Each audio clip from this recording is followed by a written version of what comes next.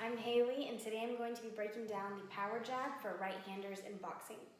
I've learned that boxing is a sport that uses many movement patterns, many combinations, and many quick direction changes. A power jab so happens to fall in each of those categories I just listed. The power jab is a very simple, quick, and effective movement that boxers use to not only keep themselves, but also their opponent on their toes. And that's a very important thing to be able to do, keep one or yourself on your toes in boxing, as for it is a very fast-paced sport, meaning one must always be ready in this sport. A power jab is designed to help a boxer defend themselves. The purpose of a power jab is to combine its speed, its execution of power, and its reach to keep an opponent at distance. So, with that being said, today I'm going to be breaking this skill down into 3 phases. I'm going to start with my preparatory phase, then lead into my execution phase, and end with my follow-through phase. Jumping into the preparatory phase. The preparatory phase of the power jab is learning that strong, sturdy stance we need to be successful at the power jab. With that being said, we are going to learn how to alter a typical athletic stance and make it perfect for a power jab. Okay, so a typical athletic stance looks like kind of like this, right? Knees are slightly bent, legs are shoulder width or just slightly outside, and everything else is relaxed but ready, right?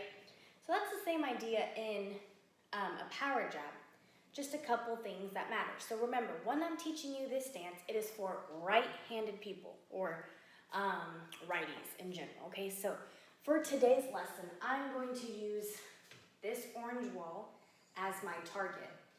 You can use an opponent, you can use a punching bag. A punching bag for this specific lesson is probably the best thing to use. I don't have access to that, but a wall will work just fine. Just don't punch a hole in the wall, okay? Anyways, let's get started. So, if I have my left hand on my target and I turn clockwise, I will be facing sideways, okay? With that being said, I'm going to get in my athletic stance, a typical standard athletic stance that I just described. Feet slightly outside of shoulder width apart, knees slightly bent. Now I'm going to turn to where my body is facing my target, which is this wall. So keeping this athletic stance, I'm going to turn. Perfect. I have my non-dominant leg in front, which is my left leg, and I have my dominant leg in the back. The reason my dominant leg is in the back is because that's where I'm going to get all my power from, okay? So I have my left foot facing directly towards my target, while I have my right foot at about a 2 o'clock, if you're looking at a clock, right, from this being my target right here, at 2 o'clock position is where my right foot is pointed towards. Okay, now we're going to talk about the hands, okay? I have my right hand right by my right ear as if I'm holding a telephone. Now my left hand is going to be just underneath my chin. I'm going to face towards you so you can see me.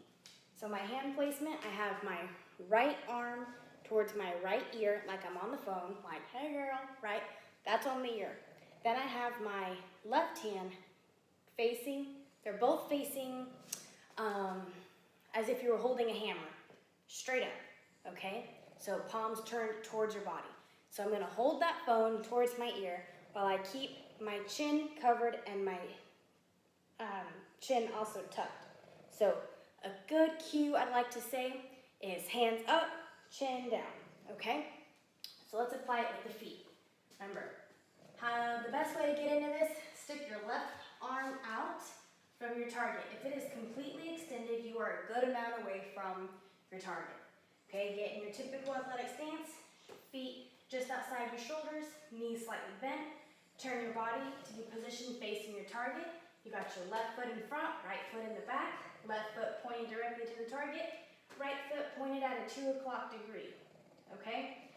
Slight bend in the knees, right arm with my palm facing towards my cheek by my ear, and my left hand, palm facing towards my hand, and I have it right underneath my chin is ducked, and I'm ready to go. Here's my proper stance. Okay, now that we learned how to use that strong and sturdy stance to help us get ready for our power jab, we're going to do the execution and follow through phase. These next two phases happen very, very quickly, so make sure you pay close attention and you give it a try when you think you got it, okay? So, in the execution phase, I'm going to demonstrate it in a fast motion, and then I'm going to break it down slowly. So the execution phase looks like this.